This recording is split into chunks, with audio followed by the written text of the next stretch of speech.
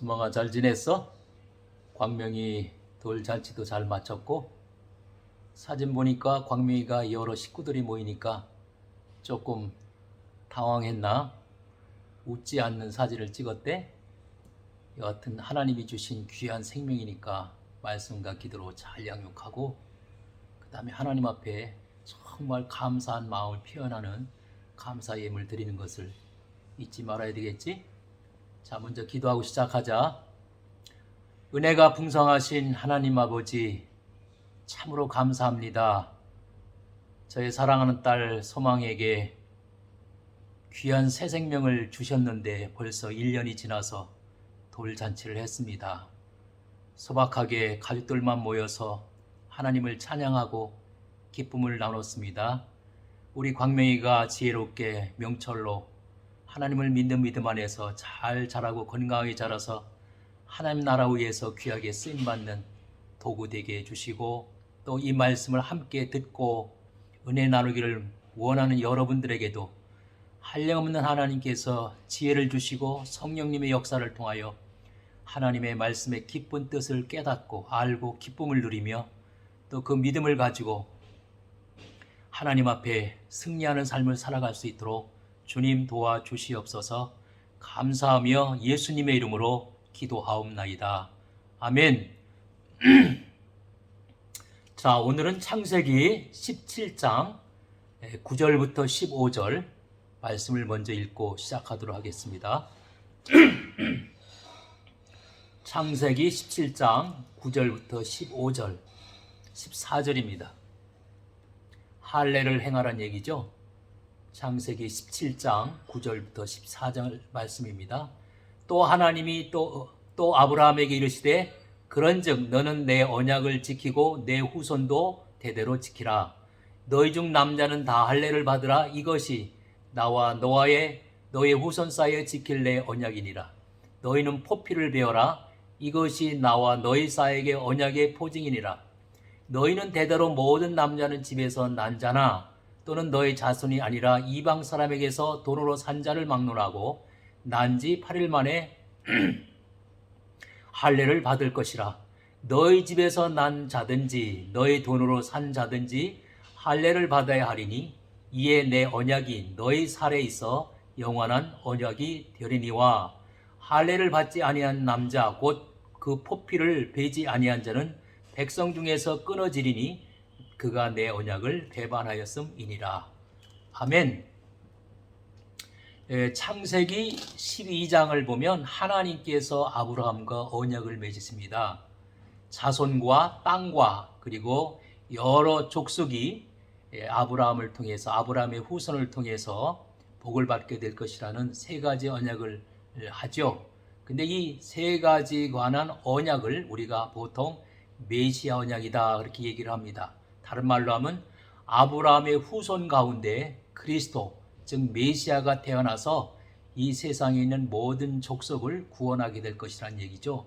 근데 이 메시아 언약을 하나님께서 5번이나 아브라함과 맺는 것을 볼 수 있습니다. 그래서 아브라함에게 세워지신 메시아 언약은 아브라함 당대에 성취된 언약이 아니라 그리스도가 오시기까지, 메시아가 오시기까지 자손 대대로 놓치지 말고 꼭 붙잡아야 될 언약이고 또 계속 그 후손에게 넘겨져야 될 계승시켜야 할 언약이고 또 지키고 유지해 나가야 될 언약이란 뜻이죠.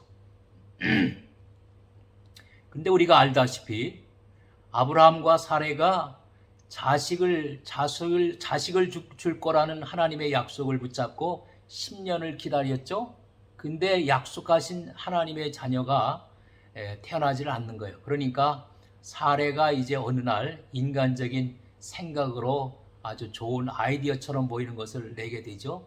다시 말하면은 애굽에서 나올 때에 그 여종들을 선물로 주어서 데리고 나왔는데 그 중에 하갈이라고 하는 아마 여종이 건강도 좋고 특별히 아기를 잘 낳을 거라고 생각이 들 만큼 그런 신체적인 조건이 갖춰져 있었던 것 같습니다. 그러니까 사레가 생각하기를 저 여종을 첩으로 남편에게 주어서 그 그 사이에서 자식을 얻게 되면 그거야 뭐 당연히 남편의 씨가 아니겠어? 그럼 하나님의 약속의 말씀이 이루어지는 거겠지. 이렇게 해서 인간적인 생각과 인간적인 방법으로 아들을 얻게 되죠. 그게 바로 우리가 아는 것처럼 이스마엘입니다. 자, 그런데 이 일을 행했을 때가 언제냐?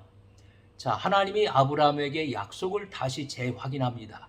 그때 땅을 주겠다, 자손을 주겠다 약속을 하니까 아브라함이 그러면 그 약속을 어떻게 믿겠습니까?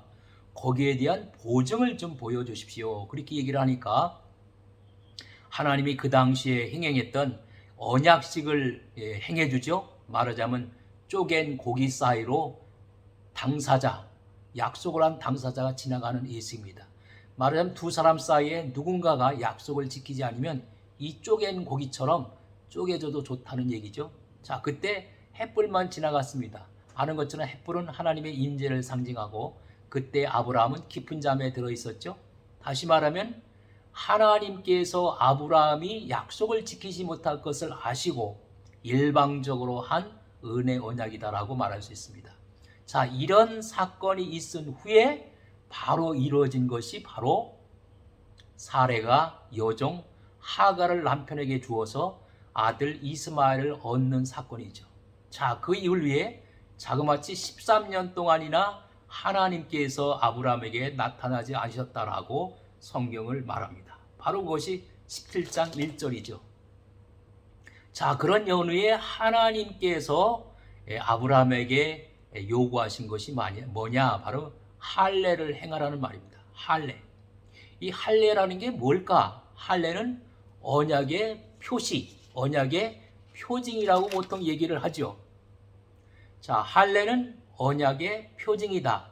할례는 언약의 표시다. 다시 말하면 그 남자의 성기 끝에 있는 표피를 잘라내는 것. 그래서 영원한 언약의 표시로 새기는 것을 우리가 할례라고 얘기를 하죠. 자, 이것은 의미가 두 가지가 있는데 첫째는 인간적으로 의존했던 것을 없애버리고 하나님의 약속을 바라보고 절대적으로 하나님만을 의존하라고 하는 삶의 어떤 표시, 믿음 생활의 표시라고 얘기할 수 있습니다. 왜 언약의 표시로 바지 속에 있는 생식기의 표피를 자르라고 하나님은 명령하셨을까? 하나님이 말씀하시는 약속의 씨, 다시 말하면 메시아가 태어날 아브라함의 후손은 인간의 생식 활동의 방법으로 주어지는 것이 아니라는 것이죠. 단순히 아브라함의 종이었던 하갈과 잠자리를 같이 해서 아들을 얻었다고 해서 그 이스마엘이 하나님께서 약속하신 약속의 씨, 약속의 후손은 될 수 없다는 것입니다. 오직 하나님 자신의 방법으로 성취된 것만이 하나님의 씨다, 하나님께서 허락하신 후손이다라는 것을 깨닫게 하려는 것이죠. 그래서 아브라함이 의존했던 생식기는 잘라져야만 했다. 우리가 하나님보다 어떤 다른 것을 더 높이면, 어떤 다른 것을 더 의존하면 그것은 바로 하나님을 대신하는 우상 숭배죠. 그래서 우리는 칼을 대야 한다. 우리가 의존하는 것을 거부하고 그것을 십자가에 못 박을 때에만 우리는 하나님과의 새로운 언약 관계에 들어설 수 있는 것이죠. 그래서 내 언약이 너의 살에 있어 영원한 언약이 되리라고 하나님은 말씀하셨습니다.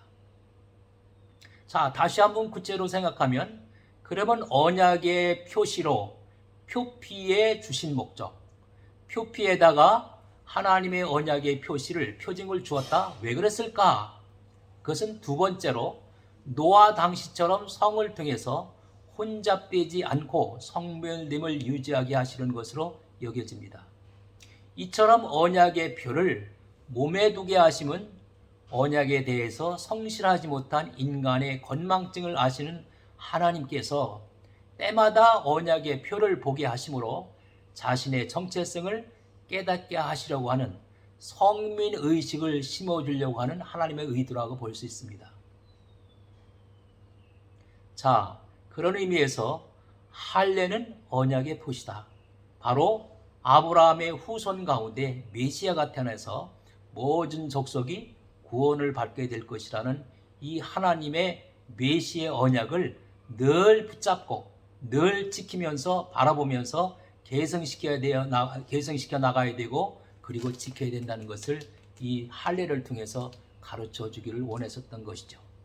자, 그 다음에 창세기 17장 15절 16절을 한번 봅니다.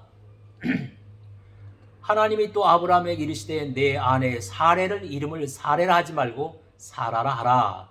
내가 그에게 복을 주어 그가 내게 아들을 낳아주게 하며 내가 그에게 복을 주어 그를 여러 민족의 어머니가 되게 하리니 민족의 여러 왕이 그에게서 나리라.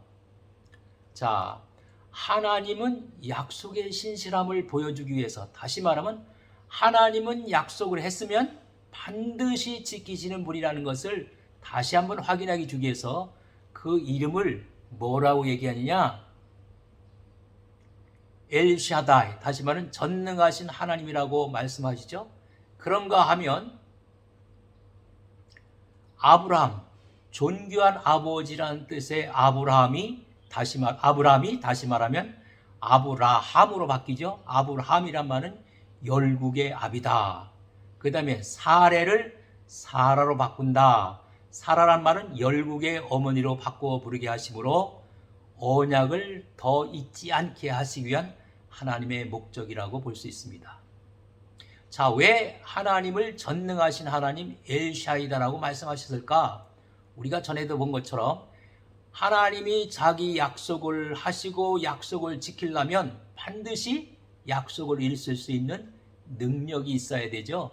그러니까 하나님은 약속을 지키기에 전혀 부족함이 없는 그런 능력을 가지신 하나님, 하나님에게는 어떤 일에서도 불가능이 없으신 그런 전능하신 하나님이라는 말을 들려줌으로써 약속은 반드시 지키시고 지키실 수 있는 분이라는 것을 깨닫게 해준 것이죠. 자, 이제 그거에 대해서 17절, 18절을 한번 보겠습니다. 19절을. 아브라함이 엎드려 웃으며 마음속으로 이르되 100세 된 사람이 어찌 자식을 낳을까? 사라는 90세니 어찌 출산하리요? 하고 아브라함이 이에 하나님께 아뢰되 이스마엘이나 하나님 앞에 살기를 원하나이다. 하나님이 이르시되 아니라 내 아내 사라가 내게 아들을 낳으리니 너는 그 이름을 이삭이라 하라. 내가 그와 내 언약을 세우리니 그의 후손에게 영원한 언약이 되리라. 자, 이걸 보면서 아브라함에게 하나님이 그렇게 약속을 하시고 약속을 보증해 주시고 이름까지 바꿔주시고 하나님에 대한 명칭을 엘샤다이 전능하신 하나님이라고 그렇게 말씀함에도 불구하고 아브라함은 여전히 메시아 언약을 믿지 못하고 있는 것을 이 본문을 통해서 우리가 알 수 있습니다. 아직도 아브라함은 하나님의 약속의 말씀을 믿지 못하였고 엎드려서 웃었다 그랬죠. 에이, 하나님 농담도 잘하시네. 지금 내 나이가 100세고 마누라가 90세인데 어떻게 애를 낳는다는 얘기야. 어떻게 아들을 얻는다는 얘기야. 그런 얘기겠죠. 마음속에 이스마엘을 아마 자손으로 생각하고 있었던 것 같습니다. 그래서 하나님은 낳을 자식의 이름까지 아예 장명을 해주고 있죠. 내가 아들을 낳을 건데 그 아들 이름이 이삭이야. 이렇게 다시 한번 언약을 확신시켜주고 있습니다. 그와 언약을 세우고 그의 후손에게 영원한 언약이 되리라고 이렇게 다짐도 해주십니다. 이렇게 4번씩이나 언약을 세워주고 증거를 주었어도 여전히 아브라함은 믿지 못하는 것을 보게 됩니다. 자, 이를 보면서 아브라함 하면 보통 믿음의 조상 그렇게 얘기를 하죠. 그러나 아브라함이 믿음의 조상이 된 것은 하나님의 은혜입니다. 하나님의 주권적인 은혜로밖에 볼 수 없는 거죠. 믿음의 조상이 될 만한 조건이 없었던 사람이 아브라함이죠. 하나님의 언약을 그렇게 못 믿었던 아브라함입니다. 그러나 하나님께서 아브라함에게 은혜를 베풀어 주셔서 믿음의 조상이 될 수 있었던 것이죠. 아브라함이 아직도 메시아 언약을 믿지 못할 때 그 쪼갠 고기 사이로 햇불만 지나가게 해주시고 아브라함은 잠들게 했을 때 따지고 보면 이게 은혜죠. 일방적인 언약. 하나님 편에서만 세우신 언약. 그렇기 때문에 은혜 언약인 것이죠. 자, 이 정도 하고 이제 우리가 18장으로 넘어가겠습니다. 18장. 자, 18장은 좋은 소식과 나쁜 소식이라고 제목을 붙일 수 있겠네요. 좋은 소식. 자, 18장의 내용은 우리가 아는 것처럼 하나님이 아브라함과 교제를 나누시고 좋은 소식과 나쁜 소식을 전해주는 내용입니다. 자, 18장에서 좋은 소식은 뭘까? 드디어 명년 이때에 이삭이 태어날 것이라는 소식, 기쁜 소식, 좋은 소식. 나쁜 소식은 뭘까? 소돔과 고모라를 하나님께서 심판하시겠다는 소식입니다. 자, 이것을 보고 우리 설교자들이, 우리 전도자들이 꼭 깨달아야 될 말씀이 있습니다. 자, 좋은 소식과 나쁜 소식은 마치 동전 앞뒤와 같죠. 그래서 우리가 말씀을 전할 때, 복음을 전할 때 반드시 좋은 소식과 나쁜 소식을 같이 전해야 됩니다. 말하자면 믿음과 구원과 천국에 관한 기쁜 소식, 불신과 심판과 지옥에 대한 나쁜 소식을 우리가 동시에 전해줘야 됩니다.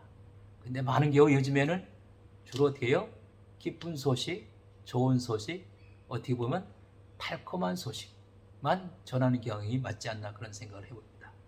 자, 그 다음에 첫 번째로 하나님과 아브라함의 관계를 보면 굉장히 친밀한 관계를 우리가 볼 수 있습니다. 예를 들면 이사야서 41장 8절에 보면 하나님께서 아브라함을 뭐라고 부르느냐?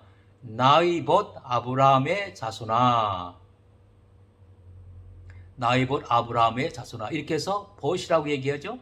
또 신약성경에 와서는 야고보서 2장 23절에 보면 그는 하나님의 벗이라 칭함을 받았으니, 이렇게 해서 바로 창세기 18장에서 하나님과 아브라함의 그 친밀한 관계가 벗과 같은, 친구와 같은 관계였다라고 설명을 해줍니다.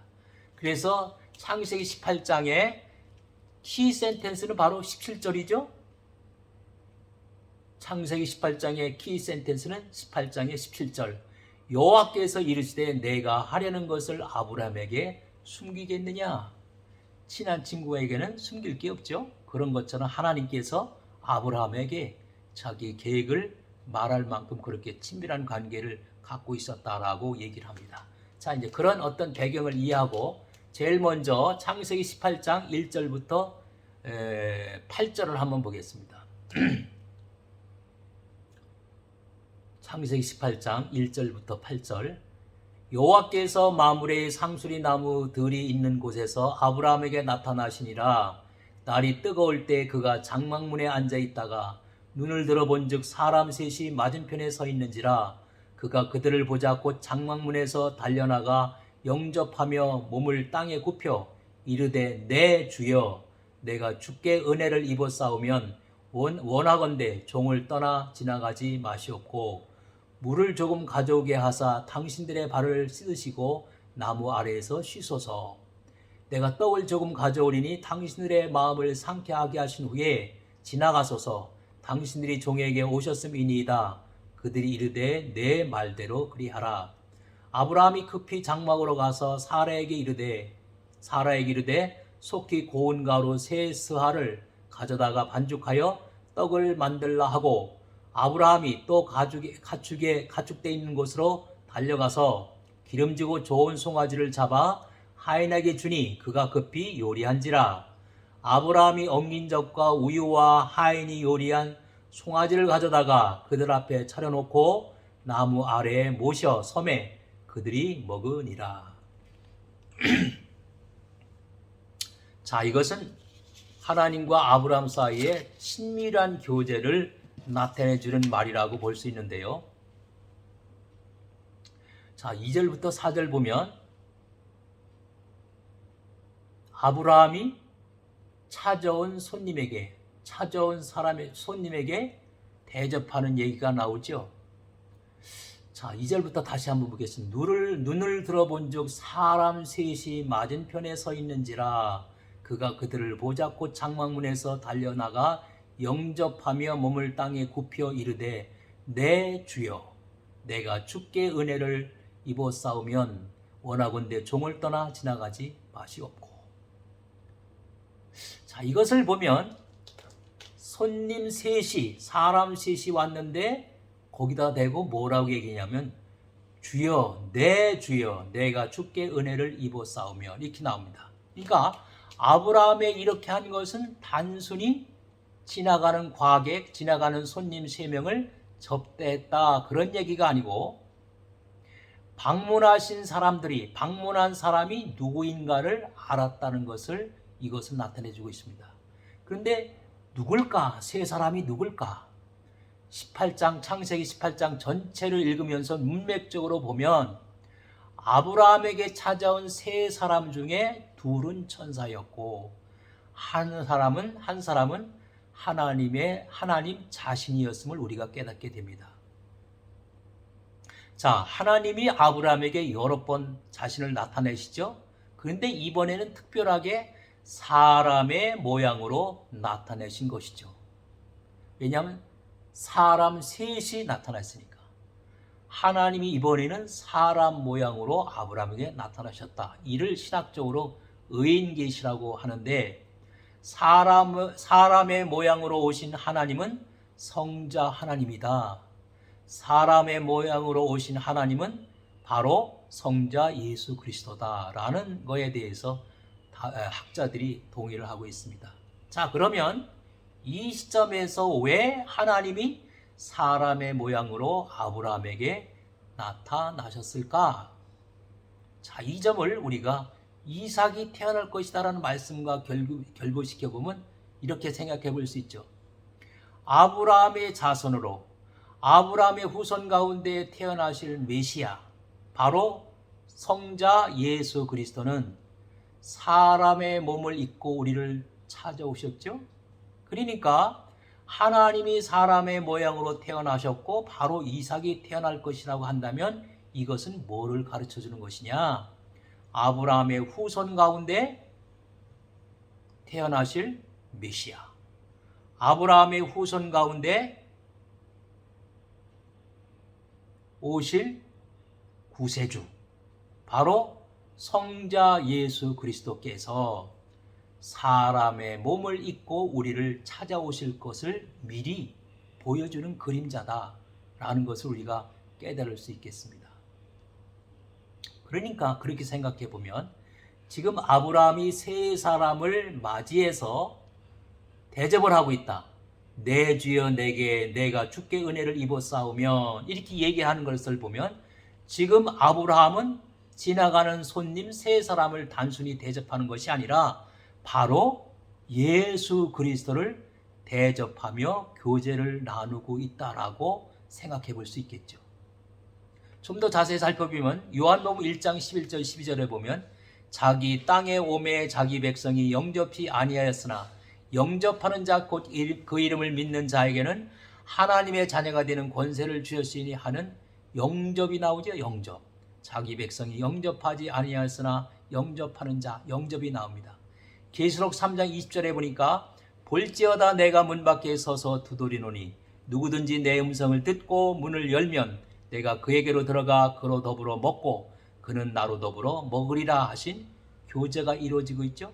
그러니까 아브라함이 세 사람을 영접해서 교제하고 있다. 다시 말하면 두 사람은 천사고 한 사람은 하나님이 사람의 모양으로 나타나셨으니까 바로 아브라함이 예수 그리스도를 만나서 대접하고 교제하고 있는 셈이다라고 우리가 생각해 볼 수 있는 것이죠. 자, 그 다음에 18장 9절에 보면 자, 그 사람들이 아브라함에게 질문을 합니다. 그들이 아브라함에게 이르되 내 아내 사라가 어디 있느냐? 대답하되 장막에 있나이다. 자, 이 질문을 보면 이 세 사람이 온 목적이 뭘까? 아브라함을 만나려고 하는가? 아니죠. 사라에 대한 일이 있기 때문에 온 것이라고 생각해 볼 수 있겠죠. 근데 10절에 보니까 그렇게 말합니다. 그가 이르되 내년 이맘때 내가 반드시 내게로 돌아오리니 내 아내 사라에게 아들이 있으리라 하시고 사라가 그 뒤 장막문에서 들었더라. 그죠?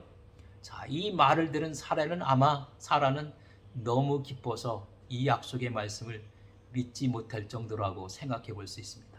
자, 그 다음에 9절부터 15절까지는 이제 좋은 소식입니다. 9절부터 15절 좋은 소식. 우선 12절을 볼까요?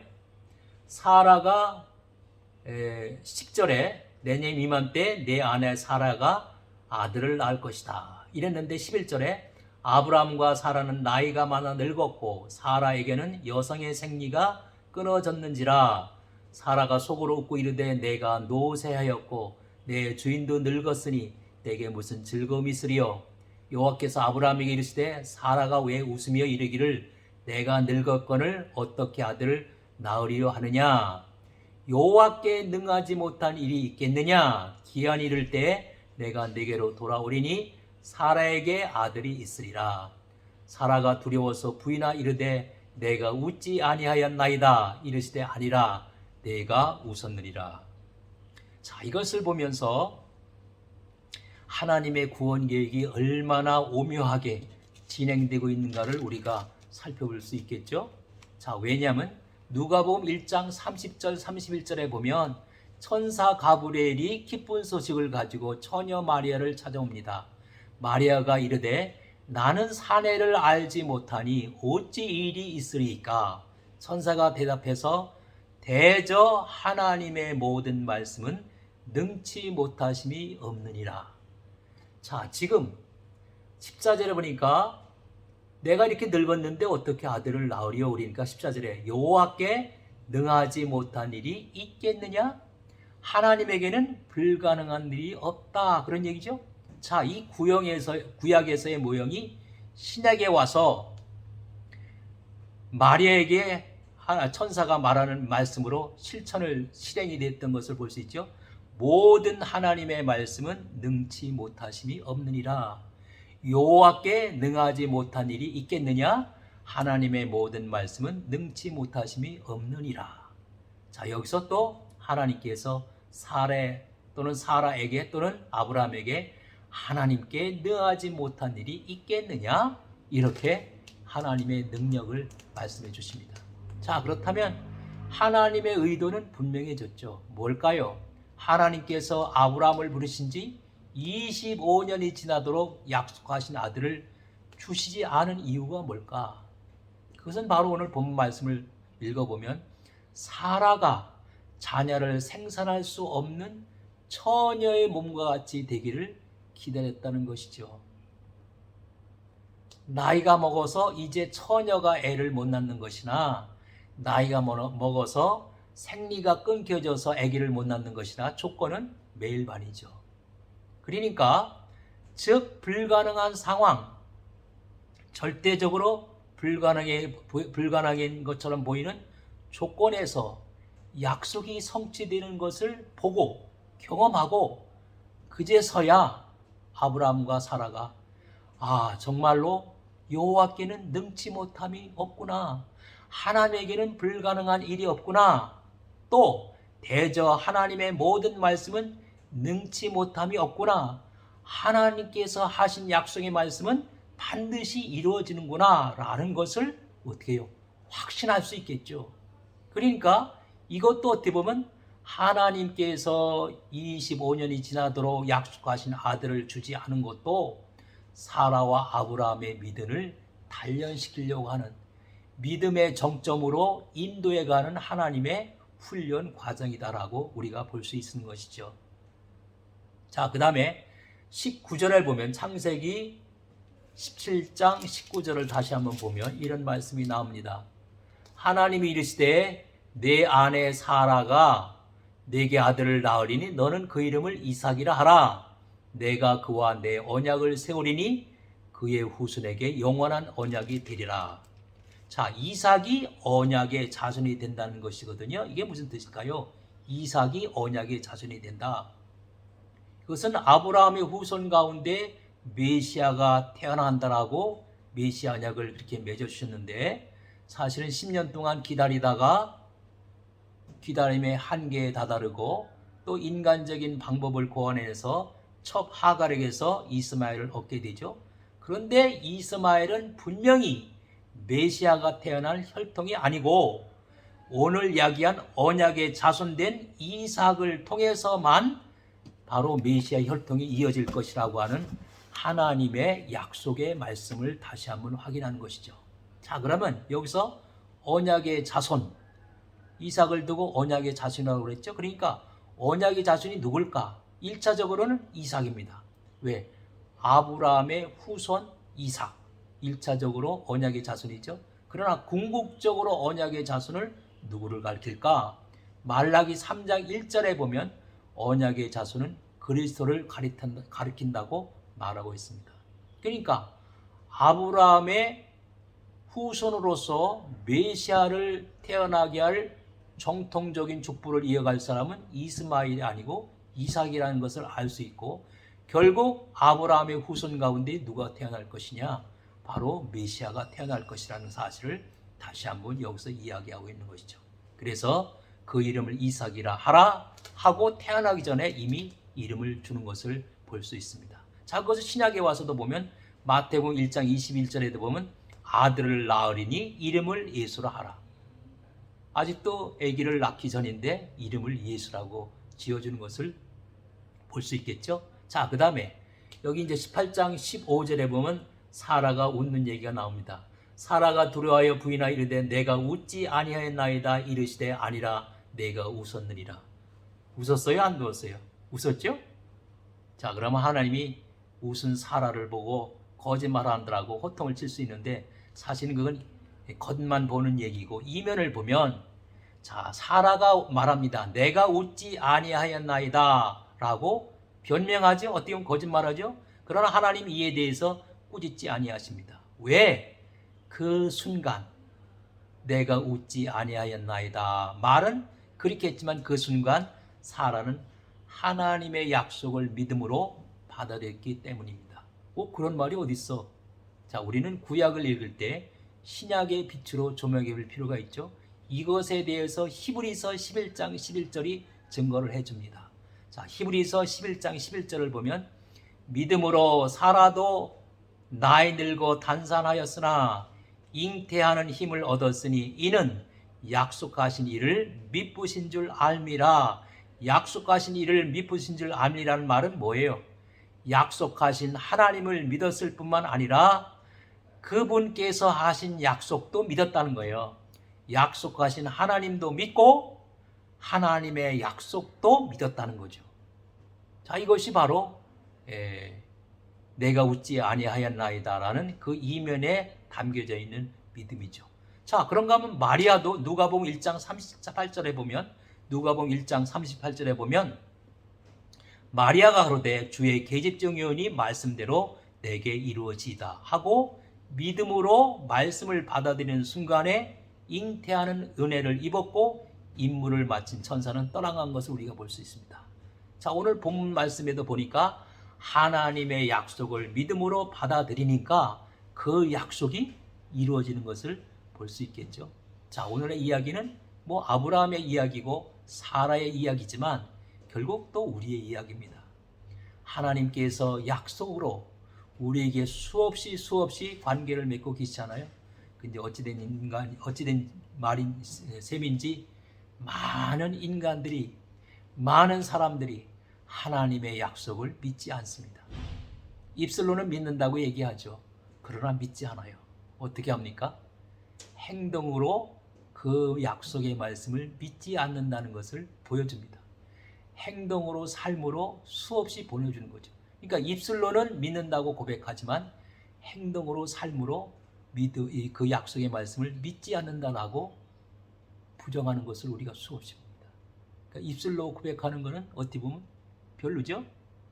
온 전신으로, 온 인격으로 고백하고 반드시 순종에 대한 행위가 뒤따라야죠. 그것이 온전한 순종이죠. 자, 그런 의미에서 아브라함의 이야기, 사라의 얘기는 바로 우리의 이야기, 나의 이야기다라는 사실을 다시 한번 깨닫고 우리가 얼마나 하나님의 약속의 말씀을 믿고 순종하며 삶 속에서, 생활 속에서, 사역 가운데서 그 믿음의 고백을 드러내는가를 다시 한번 되돌아보는 시간이 되었으면 좋겠습니다. 자, 기도하시죠. 사랑의 주님, 능력의 주님, 감사합니다. 오늘도 아브라함과 사라의 이야기를 통해서 우리 자신들이 얼마나 하나님 앞에 진정으로 말씀을 믿고 순종하는가를, 약속의 말씀을 붙잡고 살아가는가를 다시 한번 생각해 보게 해주시니 감사합니다. 주여, 하나님의 약속의 말씀은 반드시 지켜지고 하나님은 전능하신 하나님, 약속의 말씀을 지킬 수 있는 능력이 있으신 전능하신 하나님이심을 우리가 다시 한번 믿고 약속의 말씀을 붙잡고 매일매일 기쁨으로 감사로 살아가는 저희들 되게 하여 주시옵소서. 감사하며 예수님의 이름으로 기도하옵나이다. 아멘.